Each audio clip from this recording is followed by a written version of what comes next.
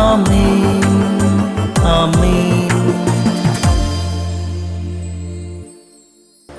യേശുവിൻ്റെ ഏറ്റവും പ്രിയമുള്ള കുഞ്ഞെ, ലൂക്കാ 4:36, എന്തൊരു വചനം ആണിത്, എന്തൊരു വചനം ആണിത്, എന്തൊരു വചനം ആണിത്, എന്തൊരു വചനം ആണിത്. അവർ അത്ഭുതപ്പെട്ട് പരസ്പരം പറഞ്ഞു, ഹോ, ഇതെന്തൊരു വചനമാണ്, ഇതെന്തൊരു വചനമാണ്, എന്തൊരു അധികാരം, എന്തൊരു ശക്തി.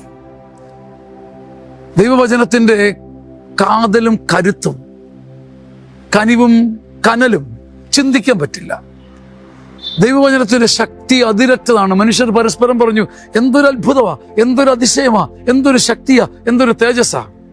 ദൈവവചനം കേൾക്കുന്ന എൻ്റെ വാക്കിനും ഈ ചൂടും വേണം, ഈ കനലും ഈ കഴിവും വേണം. ഞാൻ പറയുന്നിടത്ത് സൃഷ്ടിക്കപ്പെടണം. ഞാൻ പറയുന്നിടത്ത് അസ്വസ്ഥത മാറി, കൺഫ്യൂഷൻ മാറി, ക്രിയേഷൻ, സൃഷ്ടി നടക്കണം. എൻ്റെ ദൈവത്തിൻ്റെ വചനം എന്തൊരു വചനമാ, എൻ്റെ വാക്ക് എന്ത് വചനമാ, എൻ്റെ ദൈവത്തിൻ്റെ വചനം എന്ത് നല്ല വചനമാ.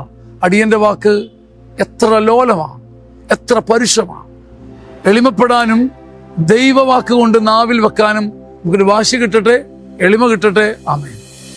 മാതാവിൻ തിരുരഹസ്യങ്ങൾ സഭയുടെ നന്മയ്ക്കുതകാനായി സിനിമാ വേദിയിലെത്തിക്കാൻ നാഥ കൃപ നീ ചൊരിയണമേ.